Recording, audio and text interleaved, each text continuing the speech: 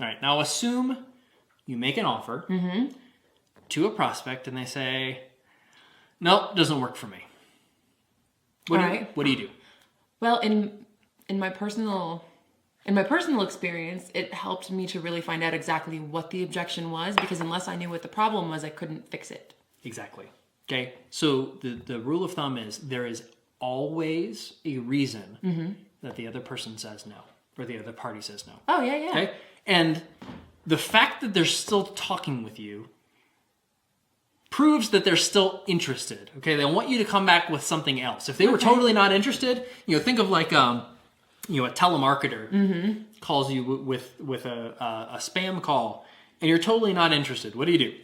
Yeah. Done. End of conversation.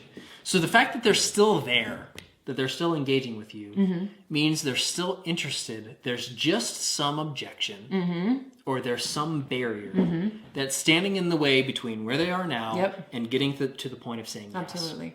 Okay, so this is called objections and barriers. And barriers to purchase are things that are standing in the way between you or the customer situation right now and a successful sale. And some of those can be physical in terms of not having enough money or all of these things. Right. Or psychological, like I'm not sure if that's a good idea. Right. Or risk related, which we'll talk about here in a second. But there are in all sales. There are really 5 standard objections or barriers that keep coming up over and over and over again. And some of this will touch on some of the concepts we've already talked about, and some of this will be new. Okay. So the first objection is why should I pay attention to this? Oh, okay. It's like, okay, you're making me an offer, why should I pay attention? Okay, how does this fit with the things that I'm interested in, right? Okay. If you can provide that, then that's where things like the hook come in. Sure. Where it's like, this is why you should pay attention to this, okay? This is something you may not have considered in the past, but this is something that can really help you. You should pay attention, okay? Okay. That's objection 1. Objection 2 is, why should I care? Okay? So why is this something that I should care about? Why should I invest, my energy learning more about this? How does this fit with the things that I want to do? How is this going to benefit me? And Which is why, as a salesperson, you've got to listen so you can actually answer that before they have to ask you. Right. And that's where value-based selling comes in. Right. Okay. Objection number 3 is, what will I get out of this? What's in it for me? What's the benefit? How is my life going to be better? Right. By taking you up on this offer. Okay. Okay.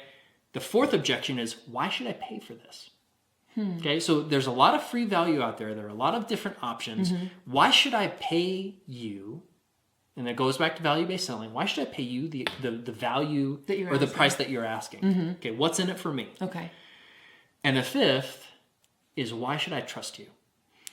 Okay, why should I trust that you can actually do this? All right. Okay, and typically, when you present an offer and it's rejected for whatever reason, and you're still in the game, like they're still engaging with you, one of these questions hasn't been answered yet. Okay. Okay? So it's a nice mental checklist, because they may not want to tell you, or they may not even know. Exactly. It just doesn't feel right yet. Exactly. And so you want to ask questions or present information that overcomes each of these standard barriers.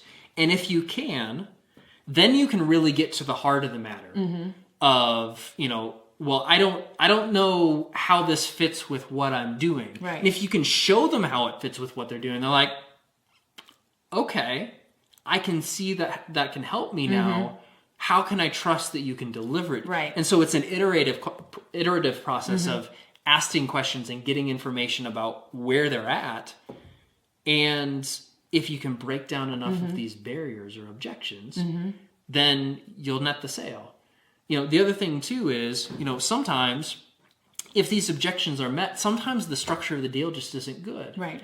And that's where, these barriers to purchase of, I can't do it in this way. I can't pay you all this money up front. Well, what about a payment plan? What about, it's terms? What if you do it on credit? It's all of those structural things. It's a return policy. Yeah, once the major objections are out of the way, then you can start looking at the barriers and saying, okay, what's standing in the way from you saying yes to this right now? And is there a way that you can help, or I can help as a business person do it in a way that will help you or to give you what you want.